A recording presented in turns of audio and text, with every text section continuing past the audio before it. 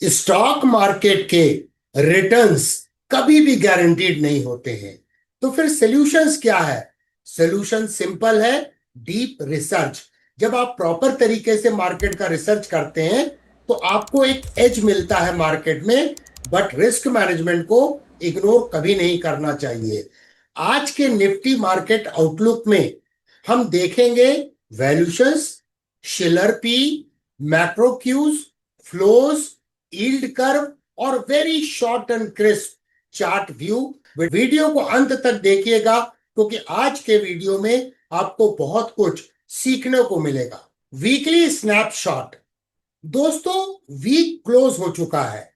Nifty 50 24,870.1 पर बंद हुआ, 0.97% ऊपर वीक ऑन वीक बेसिस पे। ओपनिंग गैप अप हुई आफ्टर जीएसटी रिफॉर्म्स 2.0 न्यूज।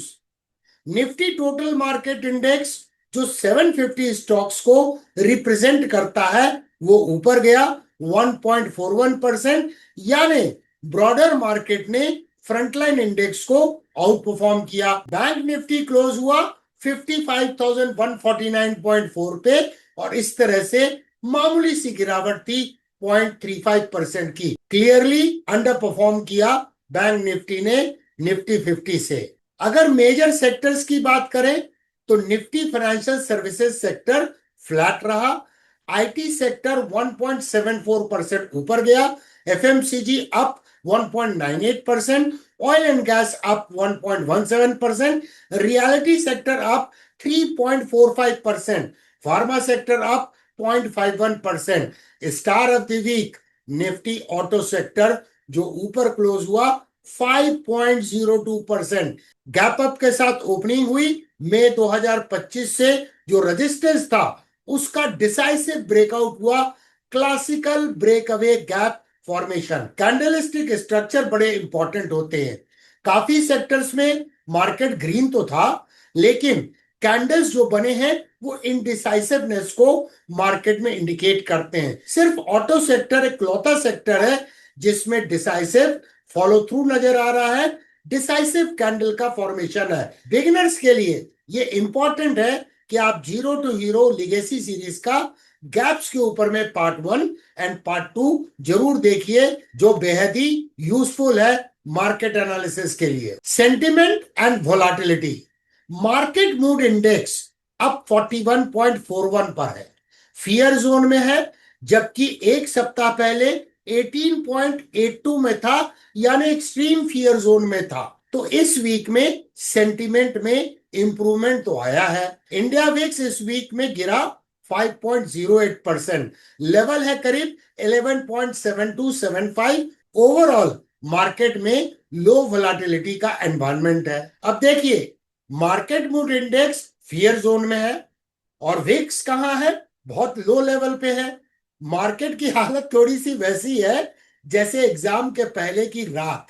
सबको डर भी लग रहा है पर शांति भी बनी हुई है। रिजल्ट का तो पता कल ही चलेगा। Valuation dashboard. P PB ratio versus 1 year median. अब आते हैं कोर वैल्यूएशन व्यू पर। करंट पी और PB versus 1 year median.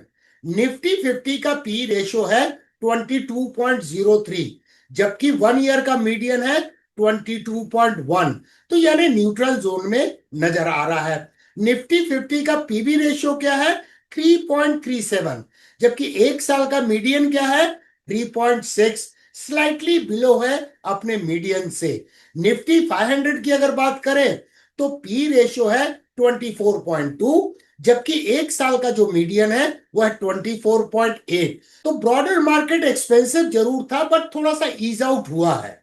Nifty 500 का पीबी रेशियो है 3.6, जबकि एक साल का मीडियन है 3.9। इसका मतलब वैल्यूएशन थोड़ा सा कूल ऑफ हुआ है। निफ्टी फाइनेंशियल सर्विसेज जिसका वेटेज निफ्टी 50 में सबसे ज्यादा है, उसका पी रेशियो है 17.39, एक साल का मीडियन है 17। सो नियर मीडियन के आसपास में फिलहाल नजर आ रहा है। निफ्टी फाइनेंशियल सर्विस सेक्टर का पीबी रेशियो है 2.75, जबकि एक साल का मीडियन है 2.9, तो कंफर्टेबल नजर आ रहा है पीबी रेशियो के आधार पर। तो टेक अवे क्या है? फ्रंटलाइन इंडेक्स न्यूट्रल है, ब्रॉडर मार्केट थोड़ा सा कॉस्टलियर नजर आ रहा है, then large caps on an average basis, financials comfortable. अब बात करते हैं शिलर पी की, जिसे केप भी बोला जाता है, जिसको मैं बहुत सिंपल तरीके से आपको एक्सप्लेन करूंगा। इस आइडिया को मार्केट वैल्यूएशन करने के लिए पॉपुलर बनाने वाले प्रोफेसर थे रॉबर्ट शिलर, जो येल यूनिवर्सिटी के थे। उन्होंने 1990 से 2000 के पीरियड में इसको पब्लिश डिस्कोर्स में लाया और अपनी बेस्ट सेलर इरैशनल एक्सुबरेंस में इसका डिटेल दिया। एकेडमिक काम इस एरिया में जॉन कैम्पबेल एंड रॉबर्ट शिलर ने पेपर्स लेके आए थे लेट 1980s में। रॉबर्ट शिलर को 2013 में नोबेल प्राइज से सम्मानित किया गया। किस लिए? उनकी स्टडी के लिए, असेट प्राइसेस पर काम करने के लिए। इसी वजह से इस वैल्यूएशन मैट्रिक्स को लोग शिलर पी के नाम से जानते हैं। शिलर पी या केप होता क्या है? नॉर्मल पी में हम लास्ट 12 महीने का ईपीएस लेते हैं। केप में हम पिछले 10 साल का अर्निंग्स का इन्फ्लेशन एडजस्टेड एवरेज लेते हैं और फिर उस एवरेज से करंट प्राइस को डिवाइड करते हैं। इसका फायदा क्या होता है? अर्निंग साइकिल्स स्मूथ हो जाती है। रिसेशन या मार्केट बूम का जो छोटे छोटे स्पाइक्स आते हैं मार्केट में, उनका असर कम हो जाता है। केप एक लॉन्ग टर्म वैल्यूएशन थर्मोमीटर की तरह काम करता है। इंटरप्रिटेशन सीधी जुबान में, केप बहुत ऊपर अगर है is equal to market historically महंगे जोन में है। नेक्स्ट 5 से 10 साल के एवरेज रिटर्न्स थोड़े मॉडरेट हो सकते हैं। केप अगर बहुत नीचे है इज इक्वल टू मार्केट सस्ते जोन में है। लेकिन याद रखिए, ये कोई टाइमिंग इंडिकेटर नहीं है। आज हाई केप या शिलर पी का मतलब ये बिल्कुल भी नहीं है कि मार्केट कल ही गिर जाएगा। ये ज्यादा एक्सपेक्टेशन सेटिंग के काम आता है। अगर हम इंडिया के कॉन्टेक्स्ट में बात करें तो मैं आपको अभी शेयर करूंगा सेंसेक्स और निफ्टी 500 के केप चार्ट्स। दोनों में केप हिस्टोरिकल मीन से काफी ऊपर ट्रेड हो रहा है। इसका मतलब ये नहीं है कि रैली खत्म हो गई है, बल्कि लॉन्ग टर्म एक्सपेक्टेशन थोड़ा मेजर्ड रहेंगे। शॉर्ट टर्म में डायरेक्शन, फ्लोज, इवेंट्स और प्राइस एक्शन डिसाइड करते हैं। अगर सिंपल भाषा में मैं समझाऊं तो केप या शिलर पी को मार्केट का फीवर थर्मोमीटर मानना चाहिए। अगर 100 दिखा रहा है तो तुरंत आईसीयू नहीं, पहले हाइड्रेशन और रिस्क मैनेजमेंट। तो अभी हमने देखा कि सेंसेक्स और निफ्टी 500 के जो केप है, दोनों हिस्टोरिकल मीन से ऊपर ट्रेड हो रहे हैं। मीन बैंड कहां पर है? करीब करीब 25 के आसपास। मतलब लॉन्ग टर्म रिटर्न्स मॉडरेट हो सकते हैं। शॉर्ट टर्म में तो डायरेक्शन को चार्ट्स और फ्लोज गाइड करेंगे। मैक्रो पल्स, 3 हेडलाइंस जो इस हफ्ते इंपॉर्टेंट थी। एसबीआई की report, FY26 GDP approximately 6.3%, Q1 GDP 6.8 to 7%, private capex subdued. GST rate rationalisation, only 2 slab proposal को सरकार ने ग्रीन लाइट दिया। नेक्स्ट जीएसटी काउंसिल मीट सितंबर में। HSBC flash PMI services 65.6 all time high. Manufacturing PMI 59.8 near 18 year high. New domestic and export orders strong. और याद रहे, इसके पहले हम चर्चा कर चुके हैं इस चैनल पे कि S&P 500 ने इंडिया की सॉवरेन रेटिंग को BBB में अपग्रेड किया है। मैक्रो क्रेडिबिलिटी स्ट्रॉन्ग बन चुकी है। Flows and earnings pulse, August 2025 MTD cash segment. Foreign institutional investor net -24,128 crore, मतलब वो सेल कर रहे हैं। Domestic institutional investor net plus ₹66,513 crore, strong buying. Conclusion क्या निकलता है? Domestic money is absorbing foreign selling resilience. Q1 FY26 results dashboard, ended 30th June 2025. Revenue up 6.1%, EBIT up 9.5%, operational profit up 10.8%. 2201 companies ने profit positive declare किया, 1779 companies ने negative, 171 company neutral. इससे हमें message क्या मिलता है? अर्निंग्स ब्रेथ मिक्स्ड है, but aggregates healthy नजर आ रहे हैं, यानी स्टॉक सिलेक्शन बड़ा क्रूशल होगा। Global and asset performance YTD January to August 2025।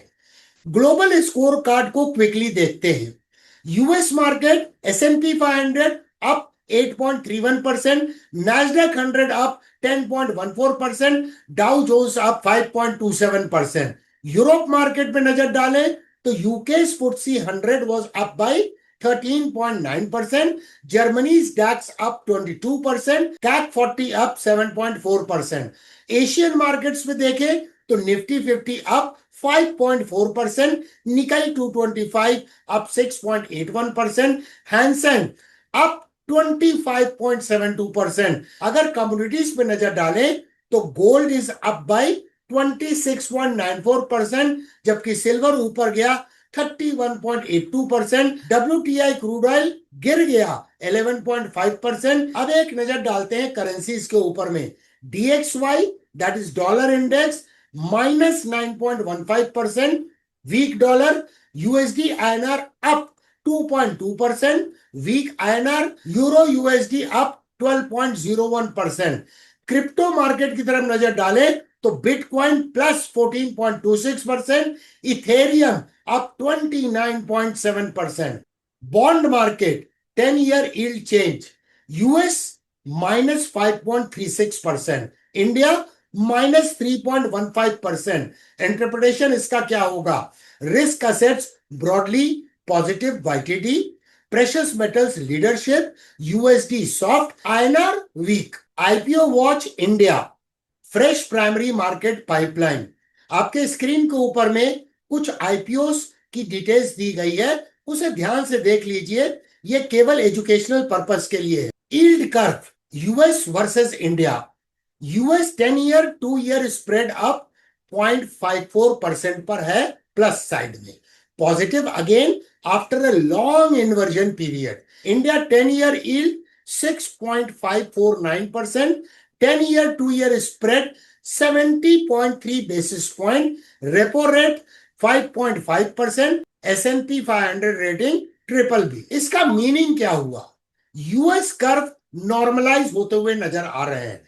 Market expects softer policy ahead, recession odds ease out हो रहे हैं। इंडिया कर्व हेल्दी स्टीप है, growth steady, term premium normal. Stock market के लिए इसका मतलब क्या है? Cost of capital outlook stabilising, लेकिन equity valuations already full in pockets. Risk management बहुत जरूरी है। चार्ट कॉर्नर, चलिए अब स्ट्रेट अवे प्राइस चार्ट पे चलते हैं और जल्दी से ट्रेंड एनालिसिस करते हैं quickly. Nifty 50, Nifty total market index, bank Nifty, Nifty auto sector जो सेक्टर ऑफ द वीक है with a massive performance this week. Nifty auto sector में ब्रेक अवे गैप है।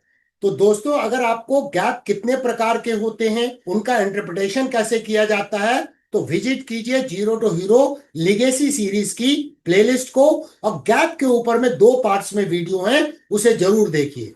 ये निफ्टी 50 का प्राइस चार्ट है दोस्तों। ये देखिए मार्च 2023 से एक ट्रेंड लाइन है, प्राइस का सपोर्ट है, प्राइस का सपोर्ट है, जिसका यहाँ पर ब्रेकडाउन हुआ और उसके बाद पुल बैक में ये एरिया एक रेजिस्टेंस के रूप में एक्ट कर रहा है। इसका मतलब क्या हुआ कि ये ट्रेंड लाइन जो पहले सपोर्ट के रूप में काम कर रही थी, अब रेजिस्टेंस के रूप में काम कर रही है। यहाँ पर देखिए ये राइजिंग ट्रेंड लाइन है, तो ये रेजिस्टेंस के रूप में काम करेगी। लेकिन एक पॉसिबिलिटी क्या है, अगर यहाँ हॉरिजॉन्टल लाइन खींचें और इसका अगर ब्रेकआउट होता है तो शायद इस ट्रेंड लाइन का भी ब्रेकआउट होगा और कप एंड हैंडल पैटर्न का भी फॉर्मेशन होगा। अब ये निफ्टी टोटल मार्केट इंडेक्स का वीकली प्राइस चार्ट है। ये देखिए काउंटर ट्रेंड लाइन एक रेजिस्टेंस के रूप में काम कर रही है। तो जब तक इसका ब्रेकआउट नहीं होता है तब तक मोमेंटम डेवलप होने की संभावना नजर नहीं आ रही है। साथ में ये ट्रेंड लाइन को देखें तो प्राइस का सपोर्ट, प्राइस का सपोर्ट, और ये ट्रेंड लाइन काफी दिनों से वैलिड है दोस्तों। ये ट्रेंड लाइन वैलिड है जून 2022 से। तो ये ट्रेंड लाइन और काउंटर ट्रेंड लाइन को अगर कंबाइन करें तो आपको क्या नजर आ रहा है, ट्रेडिंग रेंज नैरो होती हुई नजर आ रही है। अब ये बैंक निफ्टी का वीकली प्राइस चार्ट है। बैंक निफ्टी और निफ्टी में क्या डिफरेंस है, bank Nifty all time high पहुंच के ये करेक्शन दिखा रहा है। यहां देखिए प्राइस का सपोर्ट, प्राइस का सपोर्ट, प्राइस का सपोर्ट, सिमिलर स्ट्रक्चर यहां ब्रेकडाउन हुआ। और बैंक निफ्टी में जब करेक्शन हुआ था सितंबर 2024 में, तो उस समय पे बैंक निफ्टी गिरा था करीब 12%, जबकि निफ्टी में गिरावट ज्यादा थी, अराउंड 17% के आसपास थी। इसका भी अब ब्रेकआउट हो गया। ये ट्रेंड लाइन जो रेजिस्टेंस थी इसका ब्रेकआउट हो चुका है। और ब्रेकआउट कैसे हुआ है, देखिए यहां पर भी ब्रेक अवे गैप आपको नजर आ रहा है कि ये rising trend line role change कर रही है, अब सपोर्ट के रूप में काम करेगी। डेली चार्ट में अगर देखेंगे तो 54,054 पे एक गैप है जो अपने आप में एक सपोर्ट के रूप में काम करेगा। अब ये ऑटो सेक्टर का प्राइस चार्ट है, Nifty auto index weekly time frame में। ये देखिए कब से ये रेजिस्टेंस था, बहुत बड़ा रेजिस्टेंस था, और इस रेजिस्टेंस का ब्रेक अवे गैप के साथ ब्रेकआउट हुआ है। ये क्लासिकल ब्रेक अवे गैप है। जीरो टू हीरो की प्लेलिस्ट में जाइए और गैप के ऊपर में कंप्लीट नॉलेज हासिल कीजिए कि कितने प्रकार के गैप होते हैं और उन गैप को कैसे स्टडी किया जाता है, उनका इंटरप्रिटेशन कैसे होता है। What to watch next week, headline risk, GST council सितंबर विंडो के पहले policy headlines, MMI and VIX के levels, foreign institutional investors and mutual fund के क्या ट्रेंड नजर आ रहे हैं, ऑटो में क्या फॉलो थ्रू होता है, यूएसडी एनआर का drift and global risk cues, US yields and gold. जितना आप मार्केट के बारे में सीखेंगे, लर्निंग से एक एज मिलता है। जीरो टू हीरो प्लेलिस्ट में वैल्यूएशन, गैप्स और चार्ट रीडिंग आसान तरीके से समझाई गई है। और हाँ, डाउट्स कमेंट में जरूर लिखें जब भी आप सीख रहे हो, मैं पर्सनली उन्हें रिप्लाई करूंगा। सिंसियर लर्नर्स कभी डाउट के साथ घर नहीं जाते। Learning never stops with DK Sinha.